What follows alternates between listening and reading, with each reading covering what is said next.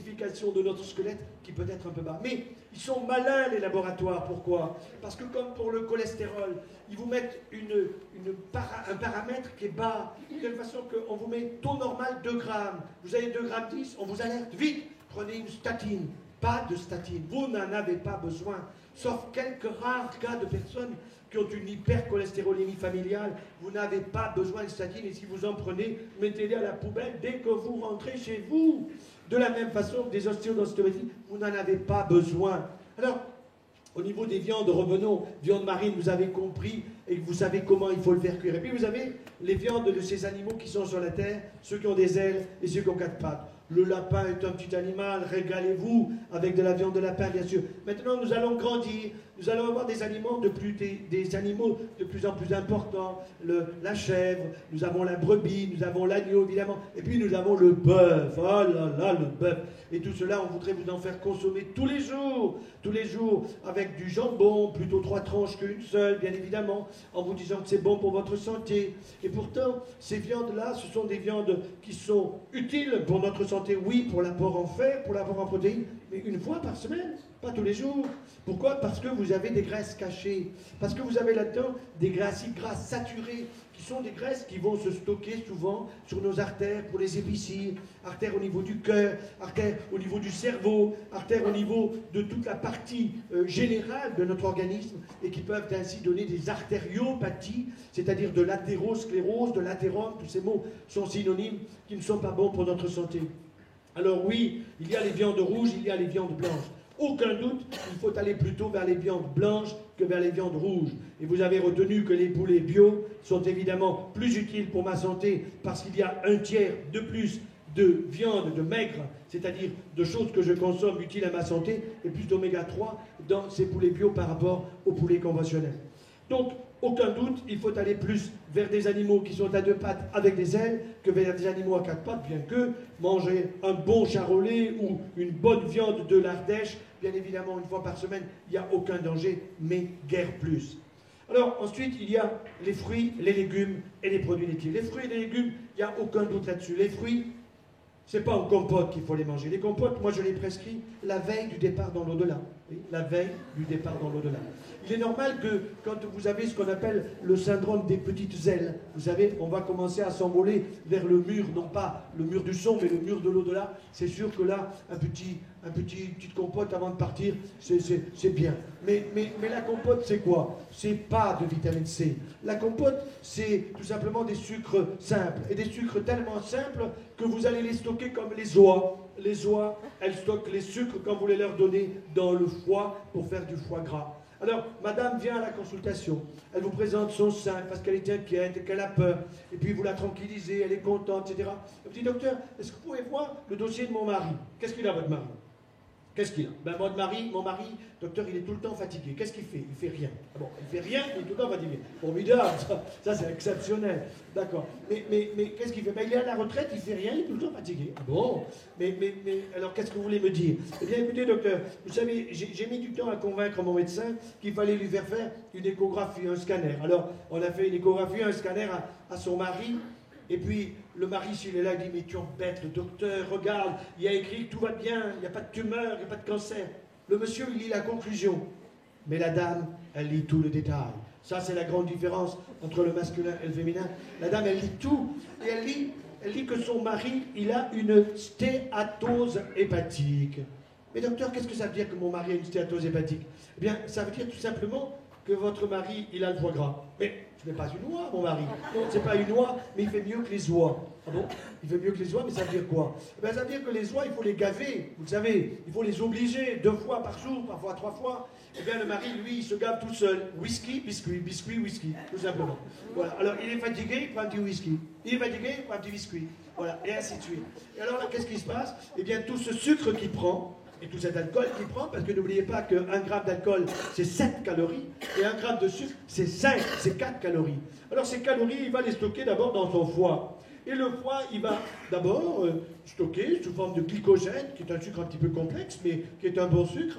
Mais au bout de 2 jours de stockage, terminé, le sucre se transforme en gras. N'oubliez pas ça, le sucre se transforme en gras. Vous allez le mettre dans le foie, dans les seins, dans le bassin, Et puis c'est comme quand les dames me disent on va venir aux produits laitiers. Oh mais docteur, moi je prends du fromage à 0%.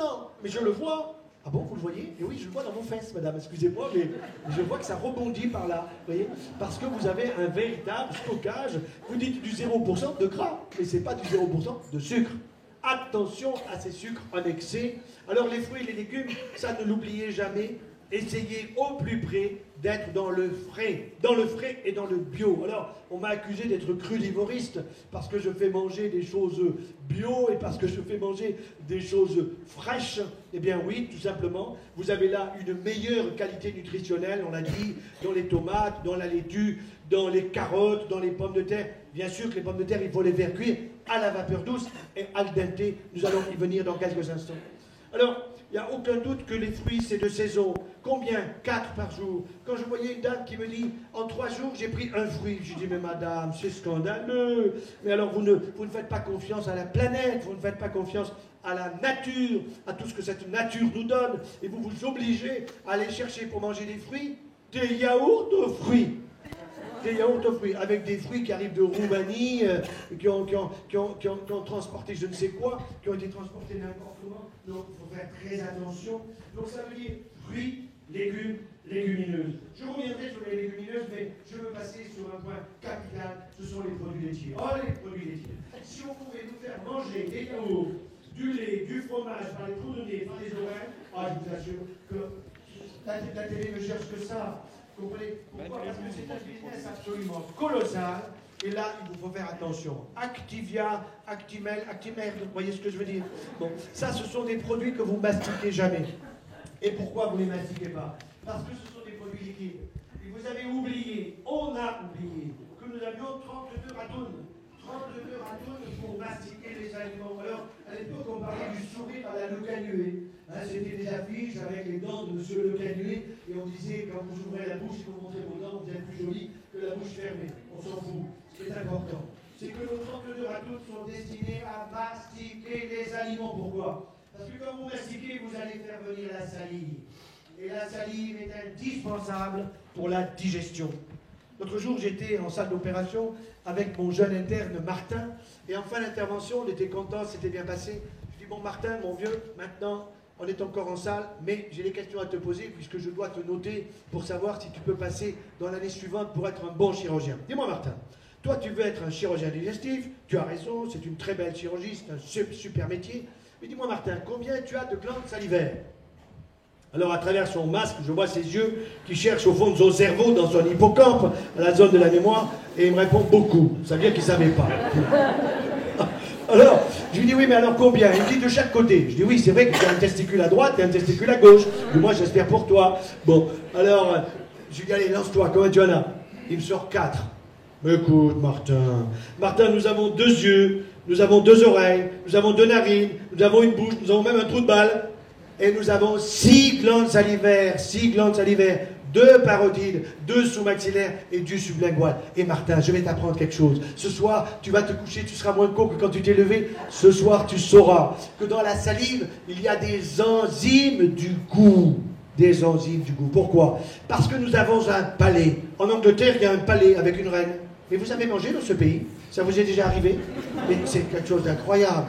Ils n'ont pas de papilles, ces gens-là. Par contre, chez nous, il y a la gastronomie familiale, la gastronomie grâce au fait que nous avons d'une part une alimentation fabuleuse avec toutes les régions de France qui sont bien différentes, l'Ardèche, le Périgord, Languedoc-Roussillon, etc., avec des capacités de faire des plats de qualité où on se régale tous. Pourquoi? Parce que nous avons des papilles et parce que nous avons la salive. La salive, nous sommes capables d'en fabriquer 2 bouteilles comme ça par jour, si nous mastiquons bien.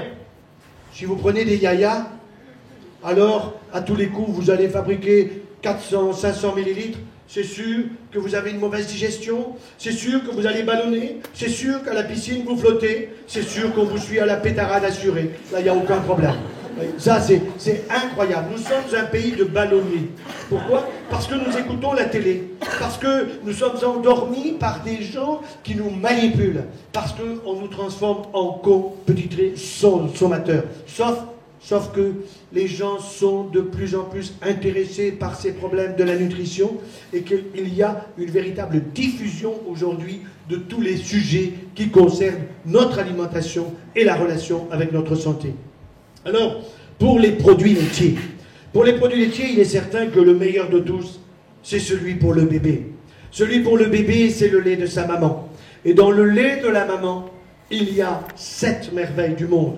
Il y a 7 facteurs de croissance, et ces facteurs de croissance, ils sont destinés, facteurs neurotrophiques, au cerveau de l'enfant. Et cet enfant, 1 an après sa naissance, il reconnaît papa, maman, les frères, les sœurs, Sarko, Ségolène et tous les autres. Donc, il connaît tout ça, et donc, il est intelligent grâce aux facteurs de croissance qui sont dans le lait de sa maman. Et on sait qu'un enfant, allaité par sa maman, à 5 ans, il a un quotient intellectuel avec 4 à 5 points de plus que celui qui a été allaité par la vache. Parce que la vache, normalement, donne son lait pour le veau, mais maintenant c'est